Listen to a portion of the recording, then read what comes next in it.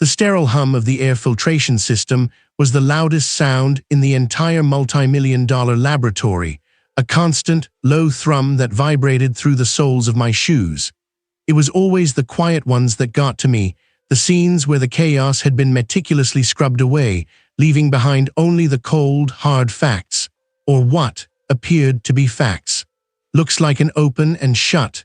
The detective, a man whose patience was as thin as the latex gloves he was currently struggling into, grunted from the doorway. He glanced at me, then at the bioengineer slumped over his workbench. Another high-flyer who couldn't handle the altitude. I didn't reply, didn't even acknowledge him. My gaze was fixed on the victim, Dr. Elias Thorne, or what was left of him. Renowned bioengineer, pioneer in synthetic cellular regeneration, head of this fortress of innovation. And now just another body. He was slumped forward, his head resting on a stack of neatly organized data sheets covered in complex diagrams. A single, ornate letter opener, its silver blade dulled with dried blood, protruded from his chest, just above his heart. His right hand was still loosely clasped around the hilt. The lab itself was a testament to Thorne's meticulous nature. Stainless steel surfaces gleamed under the unforgiving fluorescent lights. Rows of sophisticated equipment, all humming with latent power, lined the walls. Not a single beaker out of place, no spilled reagents, no signs of a struggle. Even the blood, a dark, viscous pool beneath him, seemed contained, respectful of the pristine environment. The security logs, I'd been told, showed no forced entry, no unauthorized access. A perfectly contained tragedy, a suicide. But a prickle of unease, familiar and unwelcome, began to crawl up my spine. My eyes, trained to dissect every micro-detail, lingered on Thorne's fingers.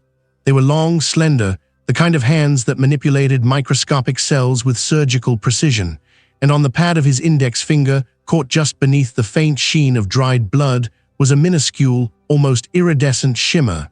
It wasn't metallic, not precisely.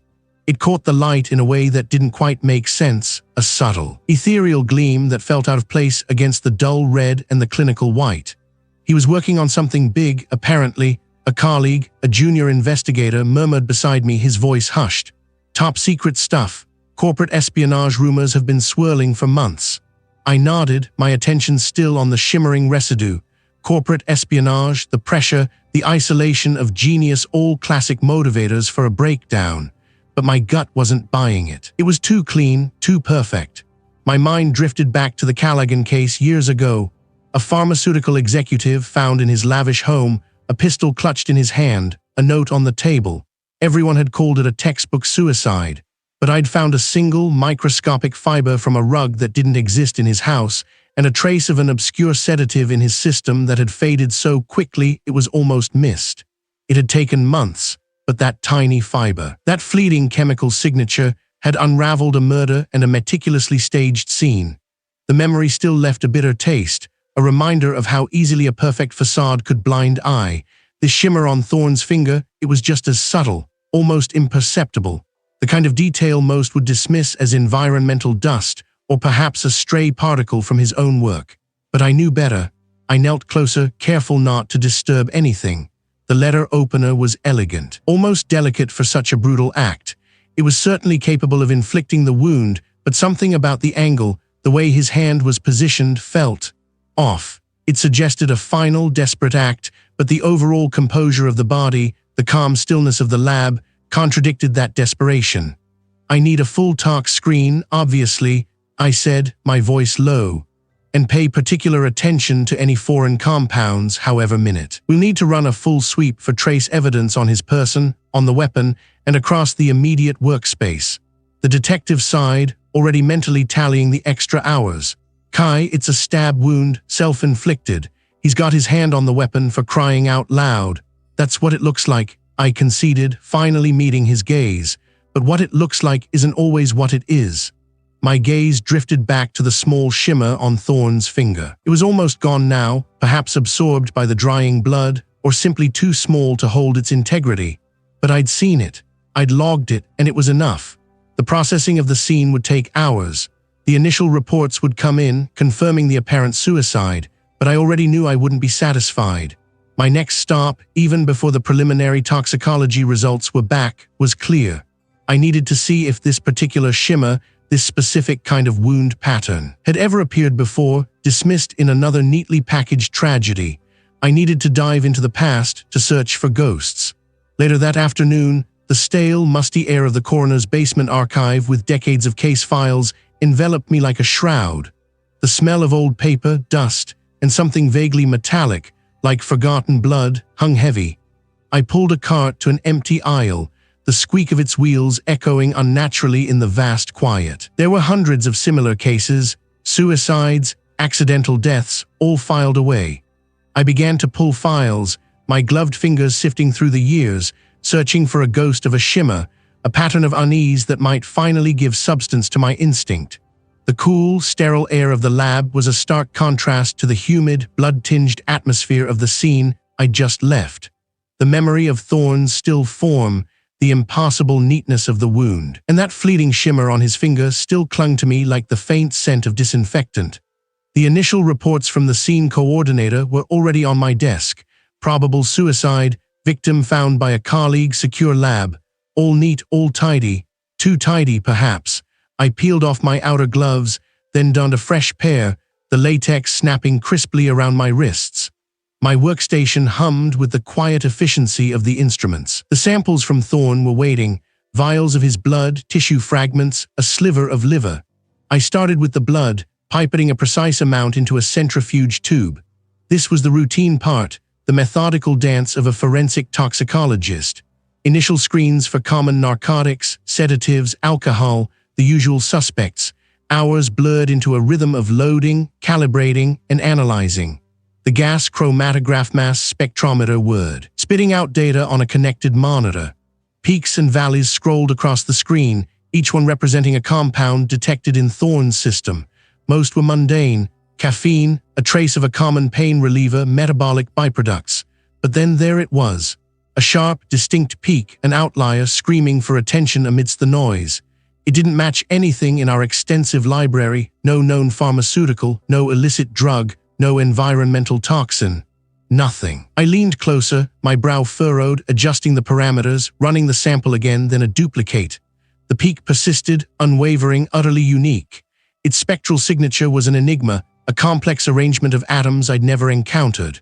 My first anomaly. A prickle of tension ran down my spine. This wasn't just an unknown, it was designed to be unknown. Thorne, the bioengineer, found dead with a compound no one could identify in his system. It felt less like a tragic accident and more like a carefully crafted message. While the instruments worked on further isolating and characterizing the mystery compound, I moved to the evidence locker.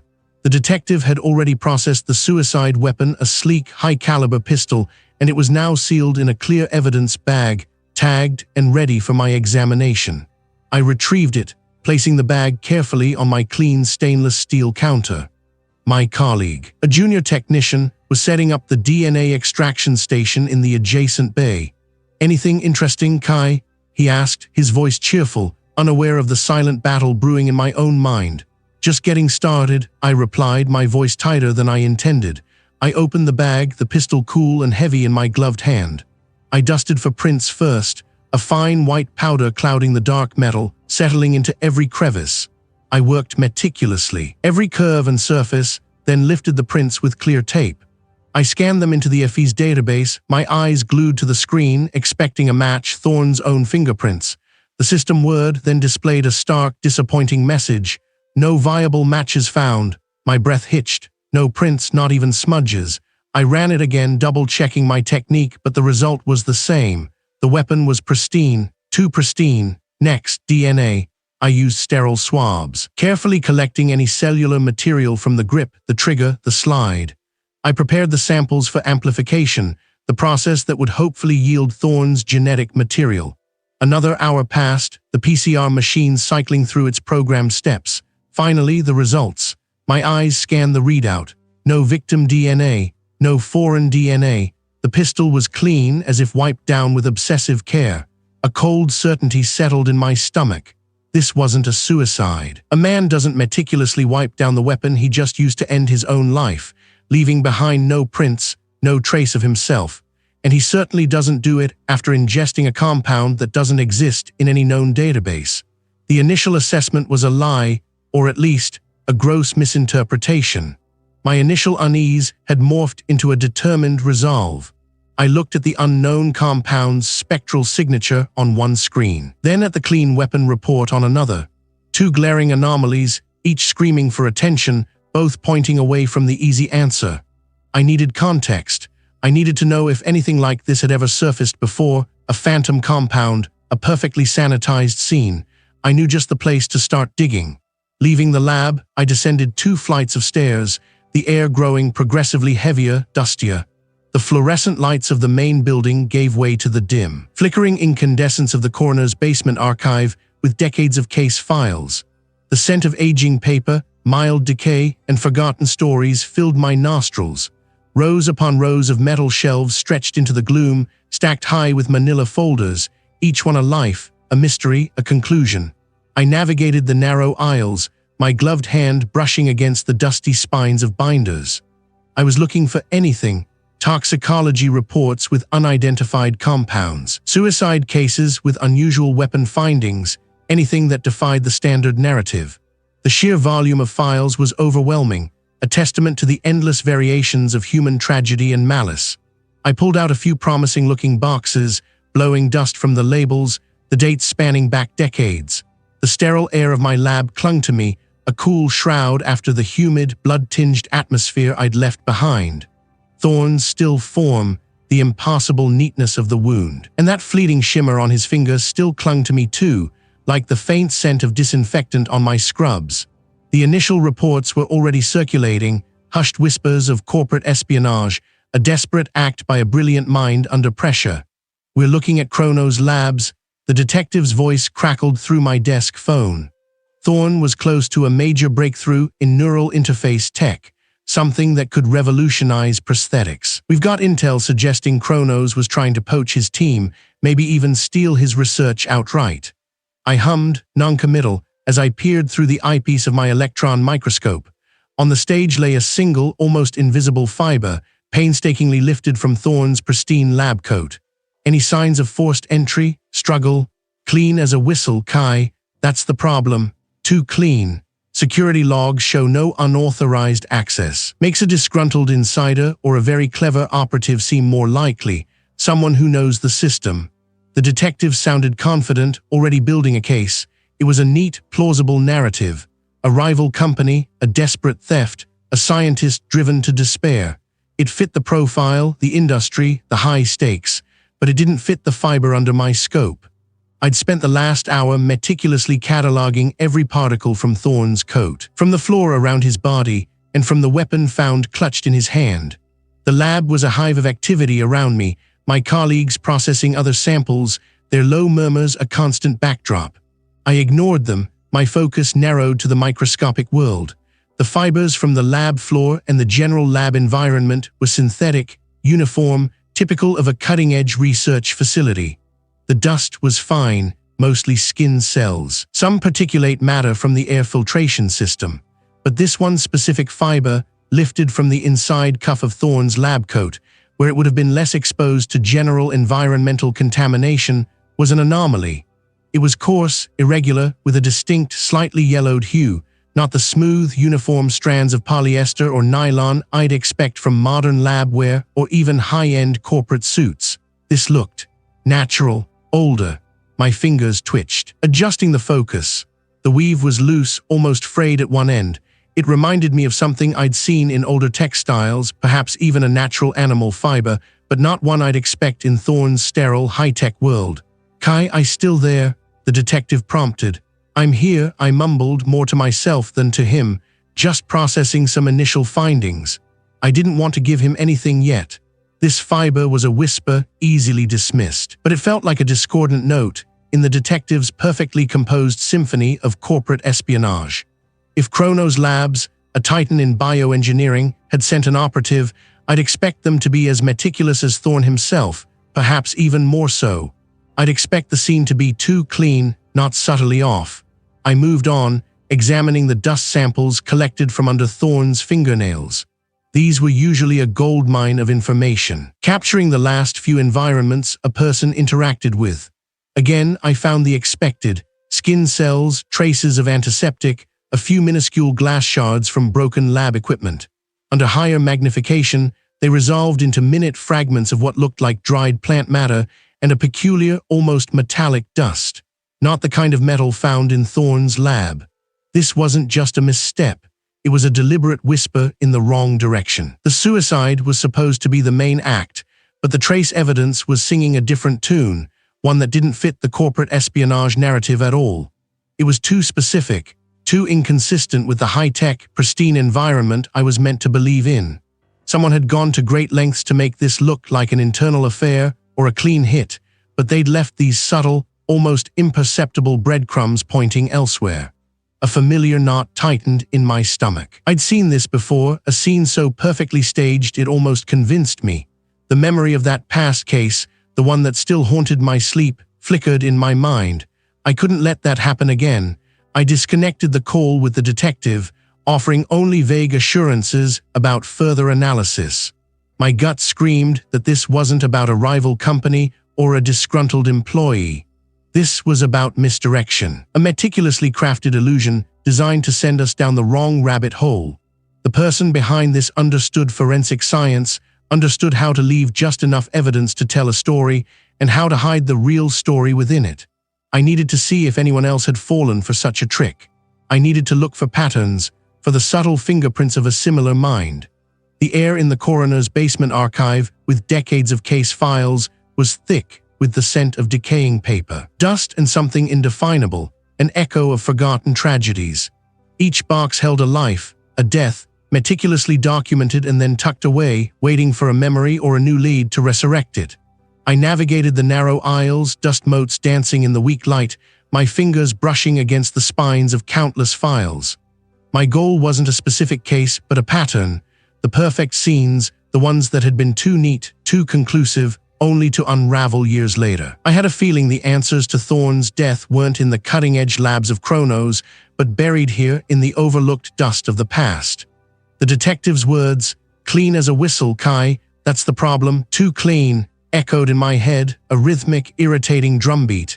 A neatly packaged narrative, a self-inflicted wound, a disgruntled insider. It was all too convenient, too easily swallowed.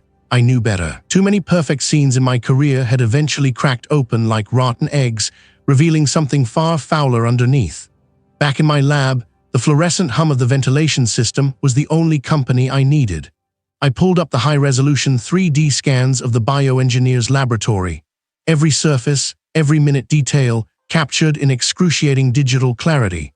I zoomed past the bloodstains, the overturned chair, the shattered beaker, all the obvious chaos. My eyes, or rather, the digital lens of the scanning electron microscope, glided over the bioengineer's gloved hands. The primary wound on his forearm was stark, but it was the other hand that held my attention, the one not holding the scalpel, the one resting slightly away from the body, palm up. The detective had noted the lack of struggle, the pristine nature of the lab. No forced entry, no alarms triggered. But my gut churned with a familiar unease. I manipulated the digital light source, sweeping it across the surface of the gloved palm. Nothing, just the faint texture of nitrile. I cranked up the magnification, pushing the limits of the scan data. One pixel, then another, resolving into a microscopic landscape. There, near the wrist, where the cuff of the glove met skin, a faint, almost crystalline sheen. It wasn't visible to the naked eye on the original photos, certainly not to the initial crime scene investigators. It was like a dusting of cosmic glitter, barely there, reflecting light at an odd angle. A chill snaked up my spine. This wasn't dust. This was something. I cross-referenced the precise location with the trace evidence log. Nothing reported. It was too small, too subtle, too deliberate. My fingers flew across the keyboard, isolating the spectral analysis data from the lab's atmospheric sampling, the air scrubbers that were supposed to filter everything. Even those had shown no anomaly. But what if the delivery method was designed to evade conventional detection? What if the compound itself was a gas, or an aerosol so ephemeral it left almost no residue, and what was left was an inert byproduct, strategically placed, the sheen on the glove? It looked like microcrystallized residue, perhaps from an extremely volatile solvent or a carrier agent that evaporated almost instantly. I need to go back. I muttered, pushing away from the console. The virtual wasn't enough. I needed to feel the air, smell the sterile emptiness, see it with my own eyes under my own specialized equipment. Getting back into the secured lab wasn't difficult. The detective, though confident, still humored my forensic quirks. The lab was cold, almost reverent in its silence. I bypassed the main lights, opting for my portable UVC wand, a specialized tool I'd customized for detecting organic residues and specific chemical reactions. The room bathed in an eerie violet glow. I moved to where the bioengineer's body had been found, the chalk outline still a ghostly presence on the cleanroom floor. My eyes immediately went to the area of the gloved hand. I lowered the wand. There it was, not just on the floor where the hand had rested, but a faint, almost iridescent dusting, radiating outwards in a very specific, contained pattern no wider than my thumb. It wasn't blood spatter. It wasn't anything organic I recognized under UV. It was a faint, almost metallic-looking shimmer, responding to the specific frequency of my wand. It was different from the sheen I'd seen on the digital glove image, but clearly related. A residue from the unique, untraceable compound, perhaps, or its delivery system. This wasn't a victim falling, flailing. This was something precise. The pattern itself was key. It was a perfect, tiny circle, barely 3 centimeters in diameter, with a slightly denser center, as if something had been placed on the hand, then quickly removed, leaving behind this minute telltale footprint. The self-inflicted wound was the diversion. The scalpel, clean of any other prints besides the bioengineer's own, was the prop. The untraceable compound was the actual killer, delivered with surgical precision. And this residue, this barely there shimmer, was the ghost of that delivery. The realization hit me with the force of a physical blow. Someone hadn't just murdered the bioengineer. They designed a forensic trap. They knew what we looked for. They knew about trace evidence, about toxicology, about staging a scene. They understood the nuances of decomposition, of blood spatter, of security camera blind spots. This wasn't just corporate espionage. This was a war of wits waged at a molecular level. My mind, buzzing with this new lead, instantly shifted gears.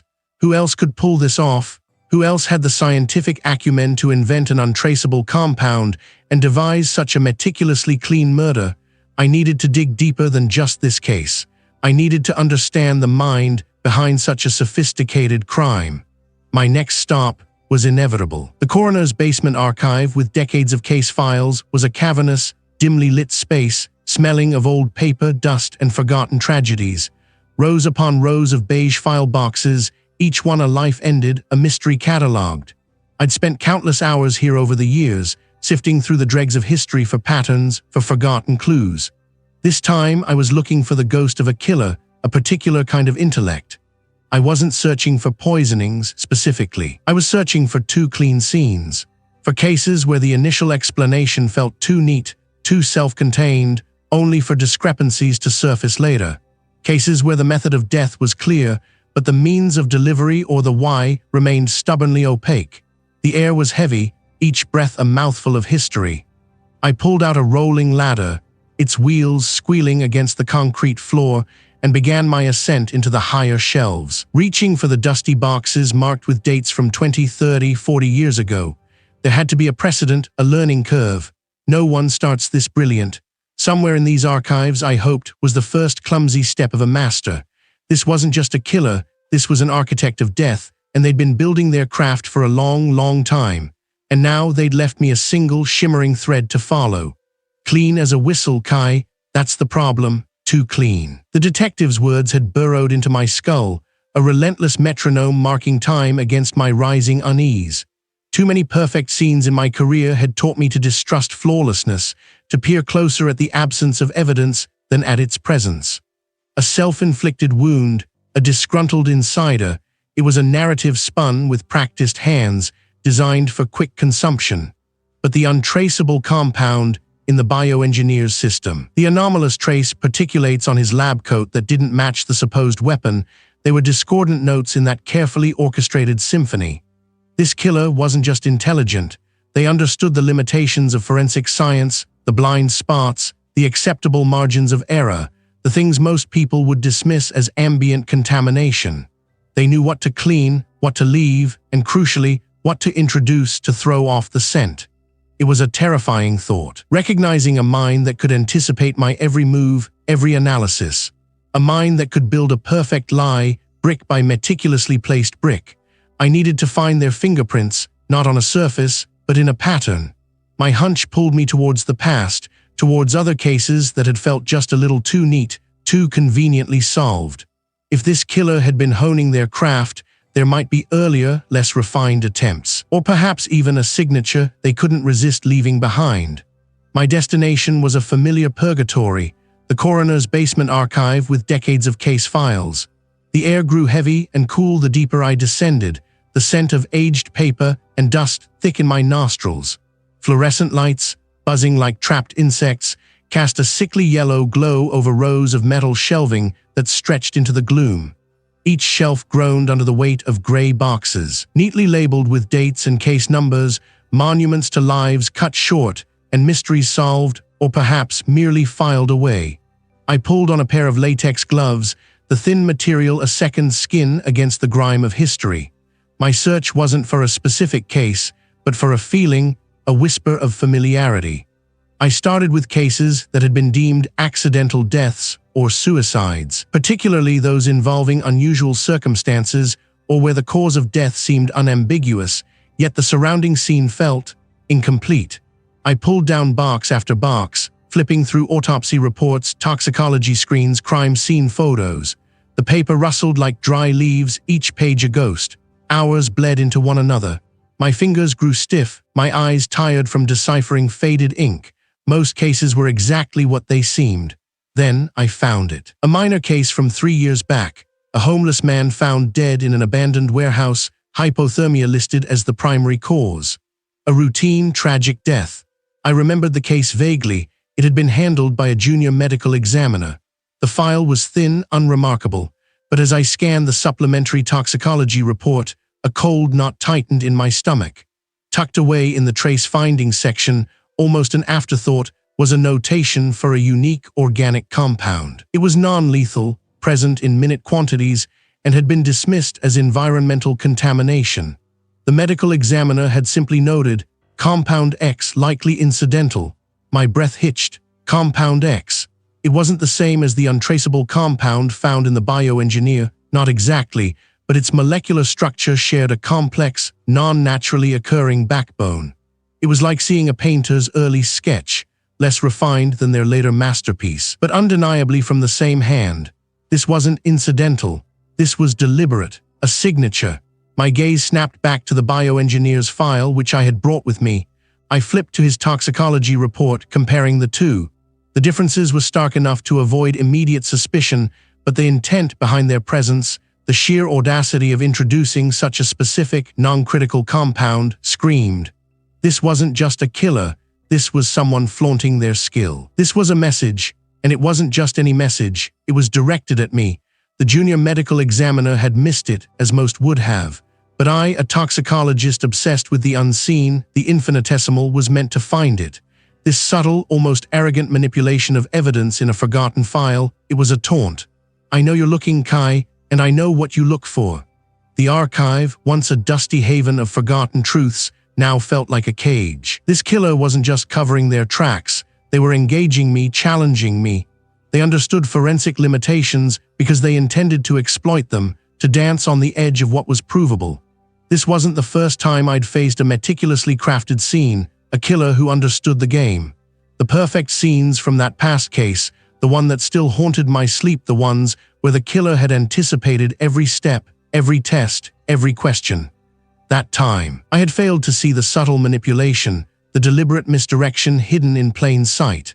I had missed the forest for the trees, and a killer had walked free, leaving behind a trail of doubt and regret that had scarred me.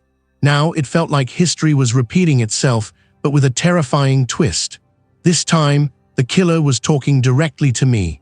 The pressure was no longer just about solving a murder, it was about a direct confrontation, an intellectual duel with someone who knew my mind, who understood my methods, and who had just delivered a very personal warning. My hands, still clad in latex, trembled slightly.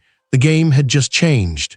The stale air of the coroner's basement archive, with decades of case files, clung to me like a shroud, thick with the scent of aging paper and forgotten tragedies. Fluorescent lights, their hum a constant companion, cast long, wavering shadows across the rows of metal shelves.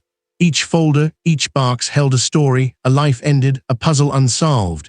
But my focus was narrower, sharper. The killer had left a signature, a challenge, and I was going to answer it. My fingers, stained with printer ink and the fine dust of old files, traced the spine of a yellowed journal. The untraceable compound. It was a ghost, a whisper in the victim's blood, meticulously crafted to evade standard detection. Whoever synthesized it wasn't just smart. They were operating on a different plane, a level of molecular sophistication that screamed bespoke. This wasn't a commercial product, not even a black market concoction. This was custom-made, designed with an intimate understanding of human physiology and forensic limitations. I'd spent the last 2 days practically living down here, fueled by lukewarm coffee and a stubborn refusal to let this killer win. My initial attempts to push the sample through conventional labs had hit a wall.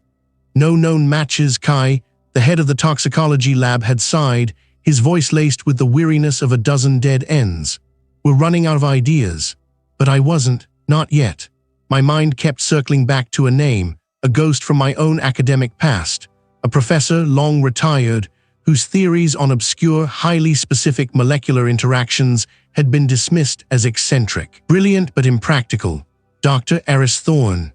He'd published a handful of papers in niche journals, often self-funded, about compounds so complex they bordered on the theoretical, requiring conditions for synthesis that were almost impossible to replicate outside of a bespoke facility.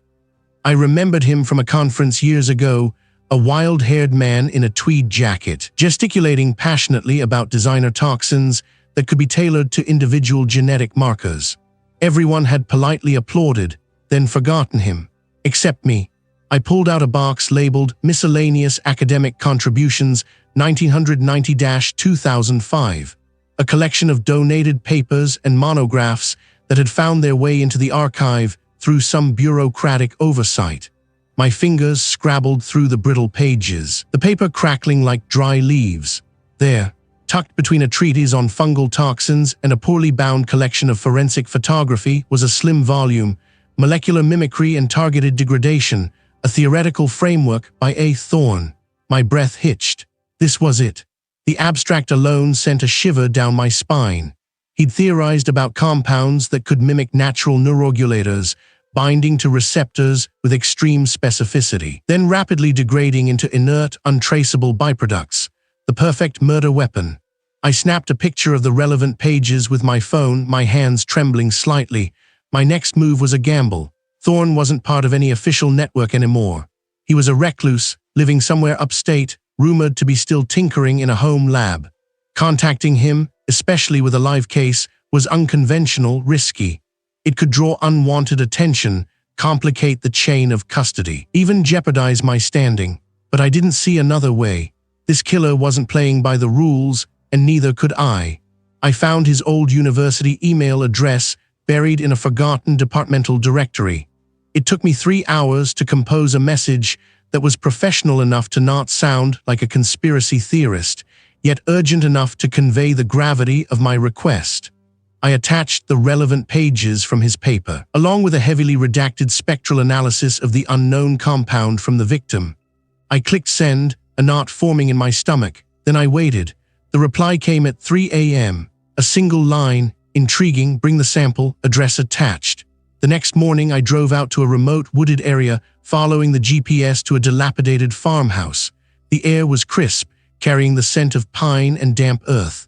Thorne, a man whose hair was now more white than wild, met me at the door, his eyes bright with an almost childlike curiosity. His home lab, a chaotic marvel of glassware and humming machinery, smelled of ozone and exotic chemicals. "Show me," he said, his voice raspy, cutting straight to the chase. I handed him the sealed vial containing a micro-sample of the victim's blood plasma, carefully extracted and preserved. He took it with surprising gentleness, holding it up to the light, then placing it into a complex array of instruments I barely recognized. The next few hours were a blur of his muttered observations, the whirring of machines, and the glow of computer screens displaying intricate molecular models. "Remarkable," he finally murmured, stepping back from a monitor displaying a three-dimensional rendering. "Just as I theorized. A synthetic peptide, not a neurotoxin in the conventional sense, but a highly specialized neuromodulator." My heart hammered against my ribs. "What does that mean?" "It means it doesn't poison the system directly," Thorne explained, his finger tracing a complex chain on the screen. "It subtly alters the delicate balance of neurotransmitters. Specifically, it binds to serotonin receptors, but not to stimulate them. It overwhelms them, causing a cascading shutdown of critical neurological functions. The body's own systems turn against it, mimicking a catastrophic stroke or heart attack, depending on the dosage and individual physiology." He paused, adjusting his spectacles. "But here's the genius, Kai. This specific peptide chain requires extremely precise conditions for synthesis. We're talking about a multi-stage enzymatic process requiring specific chiral catalysts and a rigorously controlled atmospheric environment, particular pressure, temperature, even humidity. And once deployed, it degrades incredibly rapidly, within minutes, into innocuous amino acids. It leaves almost no trace." My mind raced, connecting the dots. So whoever made this, they needed a specialized facility, not just a lab, but one capable of this kind of precise molecular engineering. Thorne nodded, his gaze intense.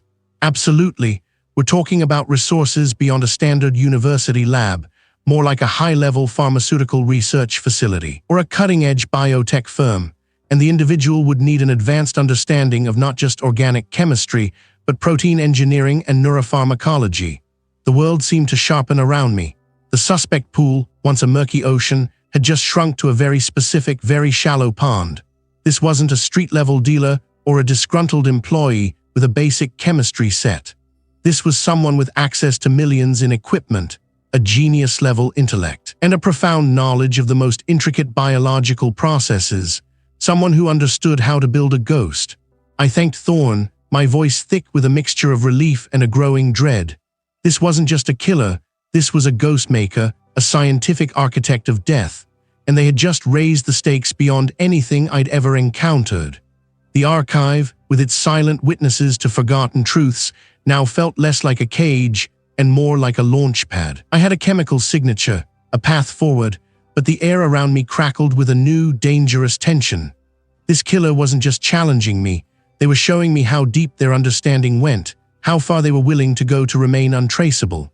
The stale, musty air of the coroner's basement archive, with decades of case files, clung to my clothes like a shroud.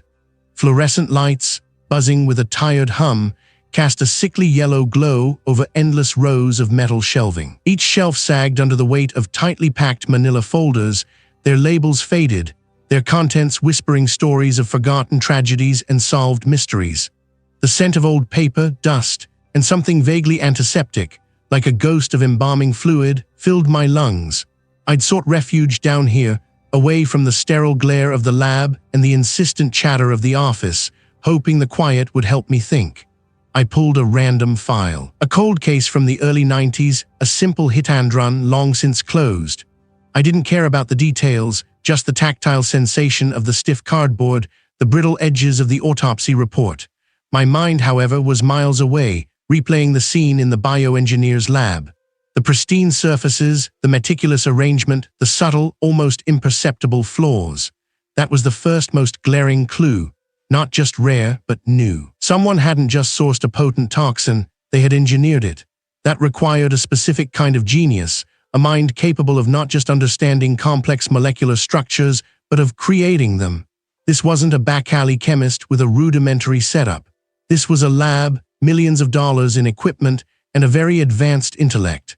I pictured the molecular structure, the subtle tweaks that made it undetectable by standard toxicology screens. It was elegant, insidious, and frankly brilliant. Then there was the staging, the self-inflicted wound, the carefully placed weapon. It was all designed to scream suicide. But the trace evidence, the microscopic fibers, the residue that didn't quite align with the weapon found those were the deliberate cracks in the facade. They weren't mistakes. They were breadcrumbs left by someone who knew what I would look for. someone who understood the forensic process intimately. I let the old file drop back onto the shelf with a soft thud, the sound swallowed by the cavernous space. This wasn't just a killer trying to escape detection. This was a killer playing a game with rules only they seemed to fully grasp. They had created a perfect scene, then intentionally, subtly undermined it. Why? To prove they could, to challenge me. My jaw tightened. This wasn't about simply hiding a crime. It was about demonstrating intellectual superiority. It was an act of profound arrogance, wrapped in scientific precision. The killer knew the protocols, knew the limitations, and exploited them with a surgeon's touch. They understood the nuances of trace evidence, the intricacies of toxicology, the psychological profile of a forensic investigator. They knew what would be overlooked by some and what would snag the attention of someone like me. I walked slowly down another aisle, my fingers trailing over the dusty spines of forgotten cases. The killer possessed, 1, deep scientific knowledge, enough to synthesize a novel, untraceable compound. This wasn't just theoretical, it was practical, hands-on expertise. 2, access to specialized equipment, the kind found in high-level research facilities, not a garage lab. 3, meticulous planning and execution. Every detail, from the poison to the staging, was deliberate. 4, an almost arrogant understanding of forensic processes. They knew how we worked, what we looked for, and how to create a puzzle designed to be solved, but only by the sharpest minds. This wasn't a random act. This was targeted, precise, and deeply personal in its intellectual challenge. The suspect pool had indeed shrunk. It wasn't just someone in the victim's professional circle. It was someone at the pinnacle of that circle.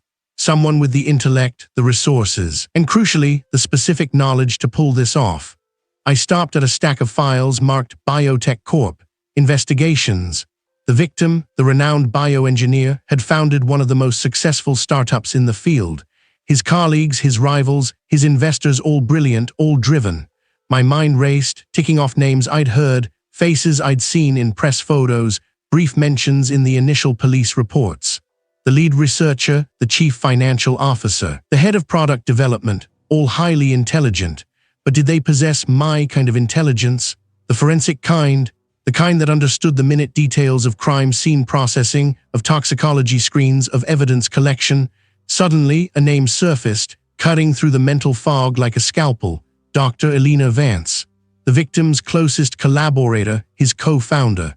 He was a brilliant biochemist in her own right, known for her groundbreaking work in novel drug delivery systems. He had access to the lab, the expertise to synthesize the compound, and the intellect to stage the scene. But more than that, I remembered a conversation I'd overheard at a toxicology conference years ago. He had been on a panel discussing the ethical implications of undetectable compounds, and I recalled her incisive, almost clinical, understanding of forensic science's limitations. She'd even joked about the perfect murder being one that mimicked natural causes so closely that no one would ever look for a crime. At the time, I'd dismissed it as academic banter. She wasn't just a colleague, he was a forensic mind in her own right, capable of anticipating every move I might make. The surprise wasn't that he was brilliant or had access, it was that he was too perfect. Too obvious in hindsight, yet completely invisible when I was looking for a more conventional motive, a more conventional killer. This wasn't just a suspect, it was a mirror image. The game had just gotten a lot more dangerous. Each shelf sagged under the weight of tightly packed manila folders, their contents whispering forgotten tragedies. I'd spent hours down here, sifting through cases that shared a common, unsettling thread. Deaths initially ruled as suicides, only for a tiny, overlooked detail to unravel the carefully constructed lie. My fingers ached, stained with the dust of generations of paper. But the ache was a good kind of pain, the kind that came from chasing a truth that refused to stay buried. It was a pattern, a signature that had finally clicked into place. Not just the physical evidence, but the mindset behind the staging. Someone who knew the limits of forensic science, someone who understood how to hide in plain sight. My gut twisted, a cold knot of certainty forming. I knew who I needed to talk to. I made the call from a payphone near the archive entrance, the plastic receiver cool against my ear. The chief researcher answered, their voice crisp, professional, but with an underlying current I couldn't quite place. I kept my tone even, inviting them to the archive, citing new developments I wanted to discuss in person, away from prying eyes. They knew, or at least, they suspected I was onto something. An hour later, the chief researcher walked into the basement. The heavy steel door clanged shut behind them, the sound echoing unnaturally in the confined space. They wore an expensive suit, a stark contrast to my rumpled lab coat and the dusty surroundings. Their gaze swept over the rows of files, a flicker of disdain in their eyes before they settled on me. "Kai," they answered, their voice calm, almost bored. "What's so urgent it couldn't wait until morning?" I didn't offer them a seat. There weren't any anyway, just me, them, and the ghosts of unsolved mysteries. "It's about the victim's death," I began, my voice steady despite the tremor in my hands. I clasped them behind my back, forcing them still. Specifically, the laceration on his wrist, and the weapon found at the scene. The chief researcher raised an eyebrow, a practiced look of mild annoyance. "A clear-cut suicide, as established by the initial findings. What about it?" "It didn't match," I stated, watching their face for any tell. "Not precisely. The wound's morphology, the depth, the slight unevenness of the edges. It was inconsistent with the blade. The blade itself had been wiped clean, almost perfectly, but my spectral analysis picked up a faint signature of a cleaning agent, an industrial solvent not typically found in a personal lab. And the metallic residue left within the wound. It wasn't from the stainless steel scalpel. It was from a custom alloy, a very specific one. A muscle in their jaw twitched, almost imperceptibly. Micro-variations, Kai, skin elasticity, angle of impact, post-mortem changes. You're grasping at straws, overanalyzing ambient contamination. Contamination doesn't create a secondary, precisely engineered metallic signature. I countered, stepping closer. The air between us crackled, and it certainly doesn't account for the compound. The unique, untraceable compound we found in the victim's system. Their composure wavered just for a second. "Untraceable, you said it yourself. How could you find something untraceable?" "Untraceable in its primary form, yes," I confirmed, a grim satisfaction building inside me. "But nothing is truly invisible. Every compound has a metabolic footprint, a breakdown product. And yours, specifically engineered to degrade rapidly, still left a unique enzymatic signature in the victim's liver tissue. A signature that pointed directly to a highly specialized synthetic neurotoxin. A toxin that would induce a rapid, painless incapacitation, followed by cardiac arrest within minutes, leaving no primary compound behind." I watched their face carefully. The professional mask was cracking. "You're hypothesizing," they scoffed, but the conviction was gone from their voice. "Circumstantial, you can't prove that. And even if you could, where's the motive?" "The motive is the victim's latest research," I pressed, leaning against a towering shelf of files. The old metal groaned under my weight. "His breakthrough on cellular regeneration, a patent that would revolutionize the industry, a patent you were very close to obtaining yourself until he surpassed you." Their eyes narrowed, the pretense of calm finally shattering. "That's absurd. Professional rivalry, yes. But murder, you have no proof I administered anything. You understood how to create the perfect scene," I continued, ignoring their protest. "You knew what forensic toxicologists look for and what we might miss. You knew the limitations of standard protocols. The neurotoxin was administered, likely through a fine mist or a dermal patch, incapacitating him. Then, using a custom-fabricated blade made from that unique alloy, you created the suicide wound, mimicking the scalpel found nearby. You wiped the real weapon clean, then wiped the fake weapon clean too, but you missed a microscopic trace of the cleaning agent on the scalpel. And you missed the unique metallic signature from your custom blade that transferred to the wound before you switched it out. You thought the rapid degradation of the neurotoxin would make it disappear completely. But you underestimated the body's own chemical reactions. You underestimated me." The chief researcher stood frozen, their face pale under the sickly fluorescent light. The silence stretched, heavy and suffocating. The only sound was the tired hum of the lights and the distant drip of a leaky pipe. The air felt thick with unspoken accusations and the weight of their crumbling deception. All their scientific brilliance, their meticulous planning, undone by a few molecular traces and a forensic toxicologist who refused to believe in a perfect lie. The chief researcher's face, already pale, seemed to drain of the last vestiges of color. The fluorescent hum vibrated against my eardrums, and I could feel the tension in my own shoulders, a coiled spring ready to snap. The silence after my accusation was deafening, a thick, suffocating blanket woven from guilt and fear. "It's not just the compound, is it?" I said, my voice cutting through the stillness. I watched their eyes flicker, a telltale dart to the side, then back to me. "I designed it, not for the victim, not for his research, but for yours. A compound that would leave no trace, that mimicked a natural process, that would make any death look like an accident or a self-inflicted wound."